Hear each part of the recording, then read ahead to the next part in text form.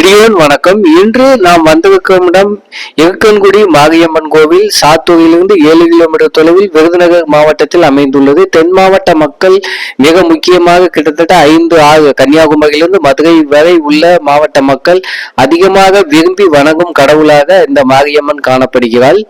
இந்த கோவிலானது தொன்று மிக பழமையான ஒரு கோவிலாக வணங்கி வரும் கோவிலாக காணப்படுகின்றது. கிட்டத்தட்ட 6000 ஆண்டுகளாக இந்த வைப்பாற்றின் கரையில் தமிழர்கள் வசித்து வருகிறார்கள் என்பதற்கு அடையாளங்கள் கிடைத்துக் கொண்டே வருகின்றன. அதே போன்று கடந்த 300 ஆண்டுகளுக்கு முன்பு இந்த கோவிலானது சிலைகள் எடுக்கப்பட்டு கட்டப்பட்டதாக தெரிகின்றது. அதை தொடர்ந்து உள்ள கருவறை இப்பொழுதும் வணங்கப்பட்டு வருகின்றது. இது பொங்கல் வைக்கும் இடமாக காணப்படுகின்றது.